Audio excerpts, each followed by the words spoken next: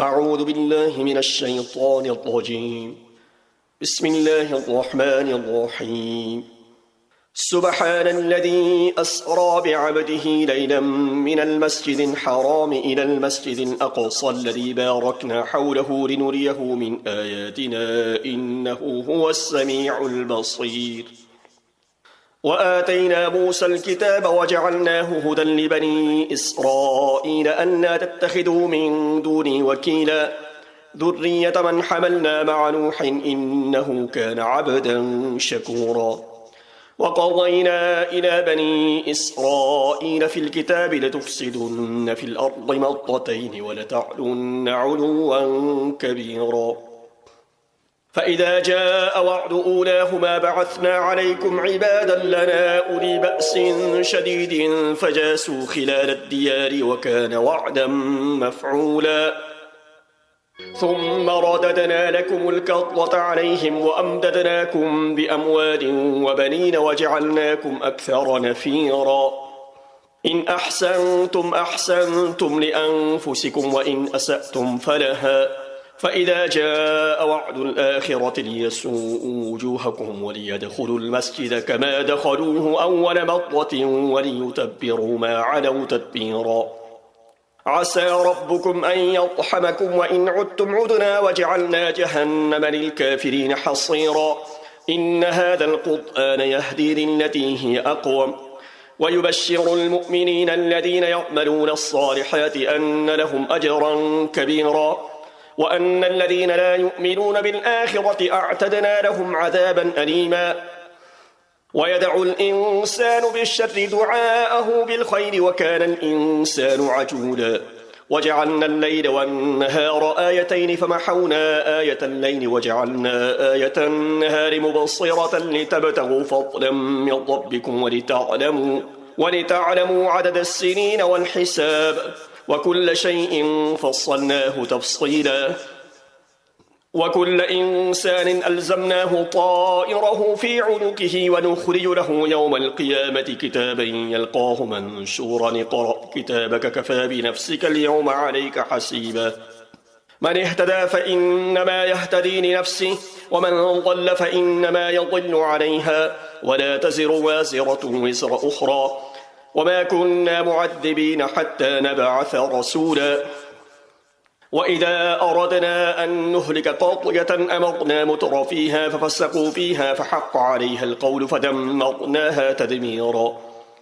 وكم أهلكنا من القرون من بعد نوح وكفى بربك بذنوب عباده خبيرا بصيرا. من كان يريد العاجلة عجلنا له فيها ما نشاء لمن نريد ثم جعلنا له جهنم يصلاها مذموما مدحورا. ومن أراد الآخرة وسعى لها سعيها وهو مؤمن فأولئك كان سعيهم مشكورا. كلا نمد هؤلاء وهؤلاء من عطاء ربك وما كان عطاء ربك محظورا. انظر كيف فضلنا بعضهم على بعض وللآخرة أكبر درجات وأكبر تفضيلا. لا تجعل مع الله إلها آخر فتقعد مذموما مخذولا. وقضى ربك ألا تعبدوا إلا إياه وبالوالدين إحسانا. إما يبلغن عندك الكبر أحدهما أو كلاهما فلا تقل لهما أف ولا تنهضهما وقل لهما قولا كريما. واخفض لهما جناح الذل من الرحمة وقل رب ارحمهما كما ربياني صغيرا. ربكم أعلم بما في نفوسكم إن تكونوا صالحين فإنه كان للأوابين غفورا. وآت ذا القربى حقه والمسكين وابن السبيل ولا تبذر تبذيرا. إن المبذرين كانوا إخوان الشياطين وكان الشيطان لربه كفورا. وإما تعرضن عنهم ابتغاء رحمة من ربك ترجوها فقل لهم قولا ميسورا. ولا تجعل يدك مغلولة إلى عنقك ولا تبسطها كل البسط فتقعد ملوما محسورا. إن ربك يبسط الرزق لمن يشاء ويقدر إنه كان بعباده خبيرا بصيرا. ولا تقتلوا أولادكم خشية إملاق نحن نرزقهم وإياكم إن قتلهم كان خطأ كبيرا. ولا تقربوا الزنا إنه كان فاحشة وساء سبيلا ولا تقتلوا النفس التي حرم الله إلا بالحق ومن قتل مظلوما فقد جعلنا لوليه سلطانا فلا يسرف في القتل إنه كان منصورا ولا تقربوا مال اليتيم إلا بالتي هي أحسن حتى يبلغ أشده وأوفوا بالعهد إن العهد كان مسؤولا وأوفوا الكيل إذا كلتم وزنوا بالقسطاس المستقيم ذلك خير وأحسن تأويلا ولا تقف ما ليس لك به علم إن السمع والبصر والفؤاد كل أولئك كان عنه مسؤولا ولا تمش في الأرض مرحا إنك لن تخرق الأرض ولن تبلغ الجبال طولا كل ذلك كان سيئه عند ربك مكروها ذلك مما أوحى إليك ربك من الحكمة ولا تجعل مع الله إلها آخر فتلقى في جهنم ملوما مدحورا أفأصفاكم ربكم بالبنين واتخذ من الملائكة إناثا إنكم لتقولون قولا عظيما ولقد صرفنا في هذا القرآن ليذكروا وما يزيدهم إلا نفورا قل لو كان معه آلهة كما يقولون إذا لابتغوا إلى ذي العرش سبيلا سبحانه وتعالى عما يقولون علوا كبيرا تسبح له السماوات السبع والأرض من فيهن وإن من شيء إلا يسبح بحمده ولكن لا تفقهون تسبيحهم إنه كان حليما غفورا وإذا قرأت القرآن جعلنا بينك وبين الذين لا يؤمنون بالآخرة حجابا مستورا وجعلنا على قلوبهم أكنة أن يفقهوه وفي آذانهم وقرا وإذا ذكرت ربك في القرآن وحده ولوا على أدبارهم نفورا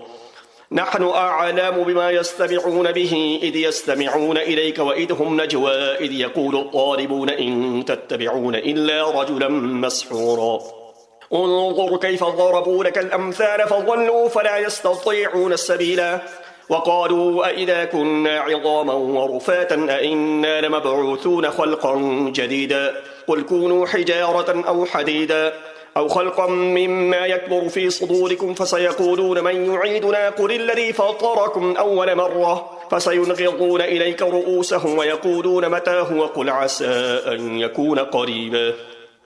يوم يدعوكم فتستجيبون بحمده وتظنون إن لبثتم إلا قليلا وقل لعبادي يقولوا التي هي أحسن إن الشيطان ينزغ بينهم إن الشيطان كان للإنسان عدوا مبينا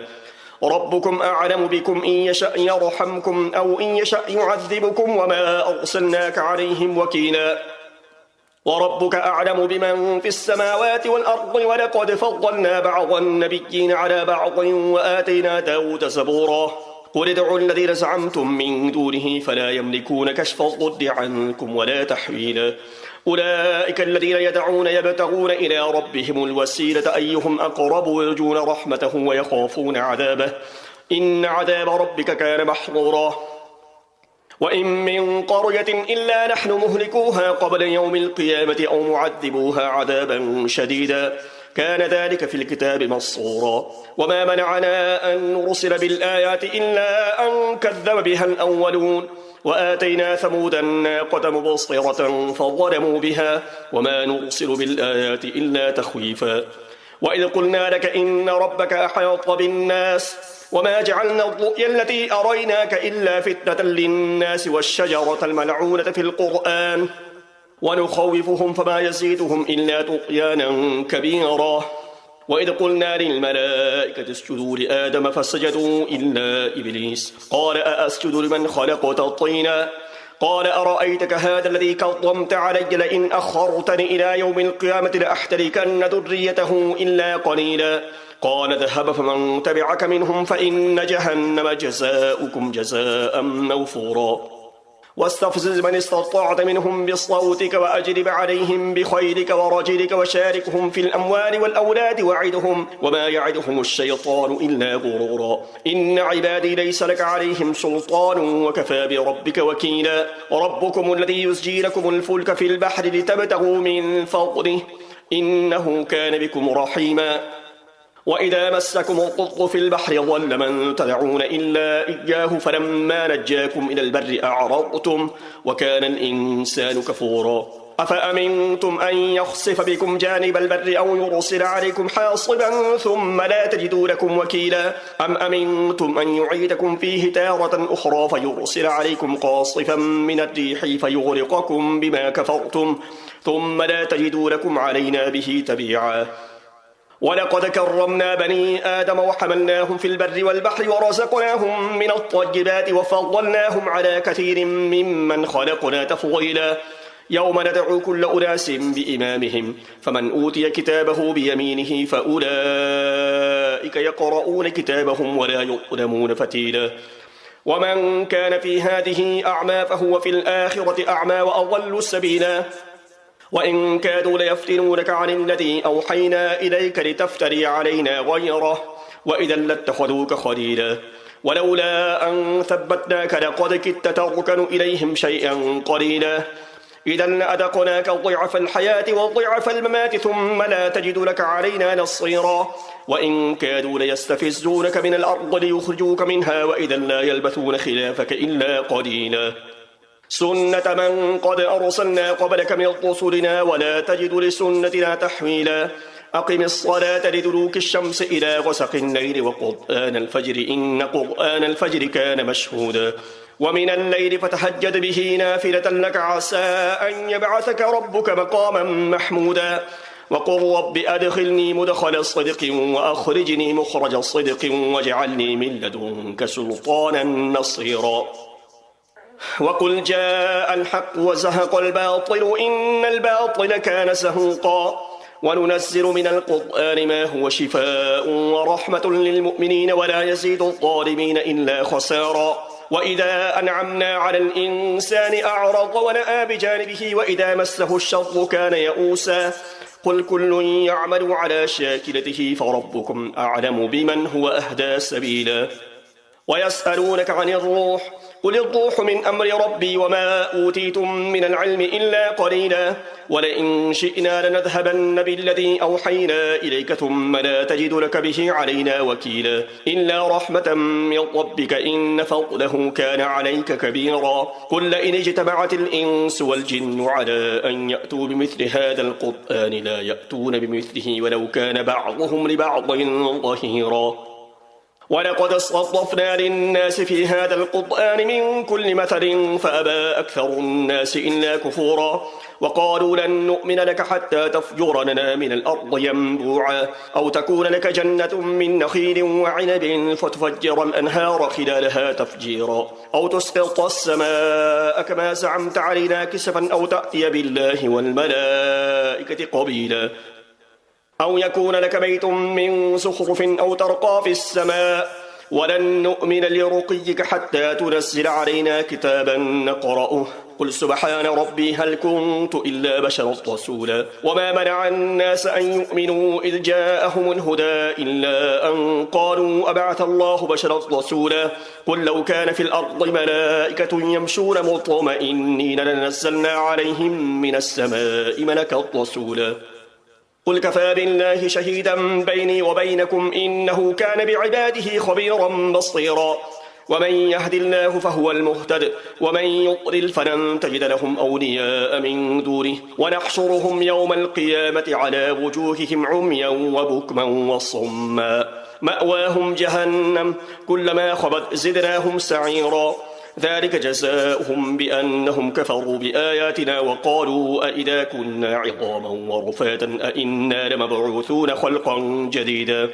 أولم يروا أن الله الذي خلق السماوات والأرض قادر على أن يخلق مثلهم وجعل لهم أجلا لا ريب فيه فأبى الظالمون إلا كفورا قل لو أنتم تملكون خزائن رحمة ربي إذا لأمسكتم خشية الإنفاق وكان الإنسان قتورا ولقد آتينا موسى 9 آيات بينات فاسأل بني إسرائيل إذ جاءهم فقال له فرعون إني لأظنك يا موسى مسحورا قال لقد علمت ما أنزل هؤلاء إلا رب السماوات والأرض بصائر وإني لأظنك يا فرعون مثبورا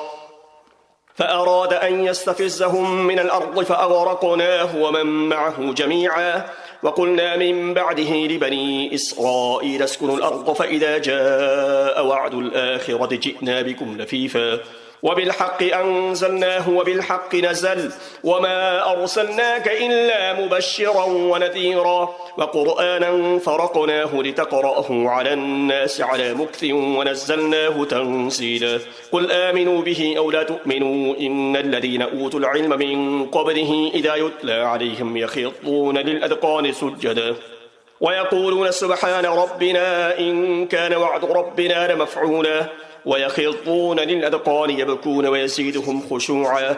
قل ادعوا الله أو ادعوا الرحمن أيما تدعوا فله الأسماء الحسنى ولا تجهر بصلاتك ولا تخافت بها وابتغ بين ذلك سبيلا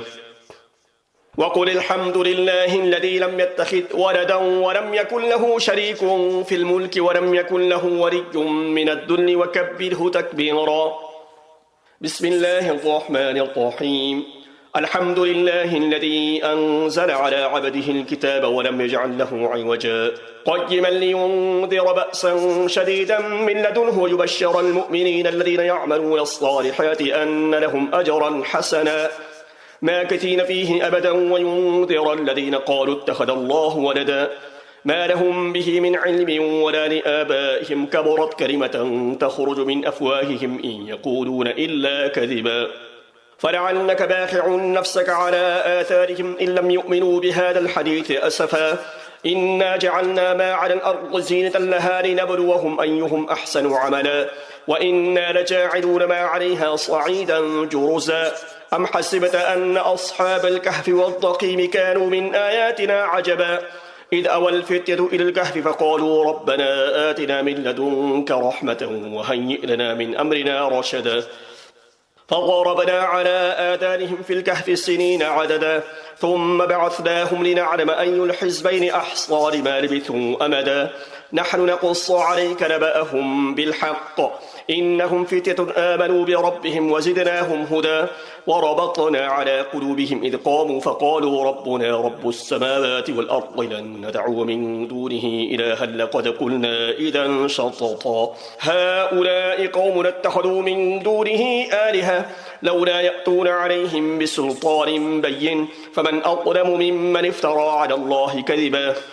وإذا اعتزلتموهم ما يعبدون إلا الله فأووا إلى الكهف ينشر لكم ربكم من رحمته ويهيئ لكم من أمركم مرفقا وترى الشمس إذا طلعت تزاور عن كهفهم ذات اليمين وإذا غربت تقرضهم ذات الشمال وهم في فجوة منه ذلك من آيات الله من يهدي الله فهو المهتد ومن يضلل فلن تجد له وليا مرشدا وتحسبهم أيقاظا وهم رقود ونقلبهم ذات اليمين وذات الشمال وكلبهم باسط ذراعيه بالوصيد لو اطلعت عليهم لوليت منهم فرارا ولملئت منهم رعبا وكذلك بعثناهم ليتساءلوا بينهم قال قائل منهم كم لبثتم قالوا لبثنا يوما أو بعض يوم قالوا ربكم أعلم بما لبثتم فبعثوا أحدكم بورقكم هذه إلى المدينة فلينظر أيها أزكى طعاما فليأتكم برزق منه وليتلطف ولا يشعرن بكم أحدا إنهم إن يظهروا عليكم يرجموكم أو يعيدوكم في ملتهم ولن تفلحوا إذا أبدا وكذلك أعثرنا عليهم ليعلموا أن وعد الله حق وأن الساعة لا ريب فيها إذ يتنازعون بينهم أمرهم فقالوا بنوا عليهم بنيانا ربهم أعلم بهم قال الذين غلبوا على أمرهم لاتخذن عليهم مسجدا سيقولون ثلاثة رابعهم كلبهم ويقولون خمسة سادسهم كلبهم رجما بالغيب ويقولون سبعة وثامنهم كلبهم قل ربي أعلم بعدتهم ما يعلمهم إلا قليل فلا تمار فيهم إلا مراء ظاهرا ولا تستفت فيهم منهم أحدا ولا تقولن لشيء إني فاعل ذلك غدا إلا أن يشاء الله واذكر ربك إذا نسيت وقل عسى أن يهديني ربي لأقرب من هذا رشدا ولبثوا في كهفهم 300 سنين وازدادوا 9 قل الله أعلم بما لبثوا له غيب السماوات والأرض أبصر به وأسمع ما لهم من دونه من ولي ولا يشرك في حكمه أحدا واتل ما أوحي إليك من كتاب ربك لا مبدل لكلماته ولن تجد من دونه ملتحدا واصبر نفسك مع الذين يدعون ربهم بالغداة والعشي يريدون وجهه ولا تعد عيناك عنهم تريد زينة الحياة الدنيا ولا تطع من أغفلنا قلبه عن ذكرنا واتبع هواه وكان أمره فرطا وقل الحق من ربكم فمن شاء فليؤمن ومن شاء فليكفر إنا أعتدنا للظالمين نارا أحاط بهم سرادقها وإن يستغيثوا يغاثوا بماء كالمهل يشوي الوجوه بئس الشراب وساءت مرتفقا إن الذين آمنوا وعملوا الصالحات إنا لنطيع أجر من أحسن عملا أولئك لهم جنات عدن تجري من تحتهم الأنهار يحلون فيها من أساور من ذهب ويلبسون ثيابا خضرا من سندس واستبرق متكئين فيها على الأرائك نعم الثواب وحسنت مرتفقا واضرب لهم مثل الرجلين جعلنا لأحدهما جنتين من أعناب وحففناهما بنخل وجعلنا بينهما زرعا كلتا الجنتين آتت أكلها ولم تظلم منه شيئا وفجرنا خلالهما نهرا وكان له ثمر فقال لصاحبه وهو يحاوره أنا أكثر منك مالا وأعز نفرا ودخل جنته وهو ظالم لنفسه قال ما أظن أن تبيد هذه أبدا وما أظن الساعة قائمة ولئن رددت إلى ربي لأجدن خيرا منها منقلبا قال له صاحبه وهو يحاوره أكفرت بالذي خلقك من تراب ثم من نطفة ثم سواك رجلا لكن هو الله ربي ولا أشرك بربي أحدا ولولا إذا دخلت جنتك قلت ما شاء الله لا قوة إلا بالله إن ترني أنا أقل منك مالا وولدا فعسى ربي أن يؤتيني خيرا من جنتك ويرسل عليها حسبانا من السماء فتصبح صعيدا زلقا أو يصبح ماؤها غورا فلن تستطيع له طلبا وأحيط بثمره فأصبح يقلب كفيه على ما أنفق فيها وهي خاوية على عروشها ويقول يا ليتني لم أشرك بربي أحدا ولم تكن له فئة ينصرونه من دون الله وما كان منتصرا هنالك الولاية لله الحق هو خير ثوابا وخير عقبا واضرب لهم مثلا حياة الدنيا كماء إن أنزلناه من السماء فاختلط به نبات الأرض فأصبح هشيما تذروه الرياح وكان الله على كل شيء مقتدرا المال والبنون زينة الحياة الدنيا والباقيات الصالحات خير عند ربك ثوابا وخير أملا ويوم نسير الجبال وترى الأرض بارزة وحشرناهم فلم نغادر منهم أحدا وعرضوا على ربك صفا لقد جئتمونا كما خلقناكم أول مرة بل زعمتم أن لن نجعل لكم موعدا ووضع الكتاب فترى المجرمين مشفقين مما فيه ويقولون يا ويلتنا ما لهذا الكتاب لا يغادر صغيرة ولا كبيرة إلا أحصاها ووجدوا ما عملوا حاضرا ولا يظلم ربك أحدا وإذ قلنا للملائكة اسجدوا لآدم فسجدوا إلا إبليس كان من الجن ففسق عن أمر ربه أفتتخذونه وذريته أولياء من دوني وهم لكم عدو بئس للظالمين بدلا ما أشهدتهم خلق السماوات والأرض ولا خلق أنفسهم وما كنت متخذ المضلين عضدا ويوم يقول نادوا شركائي الذين زعمتم فدعوهم فلم يستجيبوا لهم وجعلنا بينهم موبقا ورأى المجرمون النار فظنوا أنهم واقعوها ولم يجدوا عنها مصرفا ولقد صرفنا في هذا القرآن للناس من كل مثل وكان الإنسان أكثر شيء جدلا وما منع الناس أن يؤمنوا إذ جاءهم الهدى ويستغفروا ربهم إلا أن تأتيهم سنة الأولين أو يأتيهم العذاب قبلا وما نرسل المرسلين إلا مبشرين ومنذرين ويجادل الذين كفروا بالباطل ليدحضوا به الحق واتخذوا آياتي وما أنذروا هزوا ومن أظلم ممن ذكر بآيات ربه فأعرض عنها ونسي ما قدمت يداه إنا جعلنا على قلوبهم أكنة أن يفقهوه وفي آذانهم وقرا وإن تدعهم إلى الهدى فلن يهتدوا إذا أبدا وربك الغفور ذو الرحمة لو يؤاخذهم بما كسبوا لعجل لهم العذاب بل لهم موعد لن يجدوا من دونه موئلا وتلك القرى أهلكناهم لما ظلموا وجعلنا لمهلكهم موعدا وإذ قال موسى لفتاه لا أبرح حتى أبلغ مجمع البحرين أو أمضي حقبا فلما بلغا مجمع بينهما نسيا حوتهما فاتخذ سبيله في البحر سربا فلما جاوزا قال لفتاه آتنا غداءنا لقد لقينا من سفرنا هذا نصبا قال أرأيت إذ أوينا إلى الصخرة فإني نسيت الحوت وما أنسانيه إلا الشيطان أن أذكره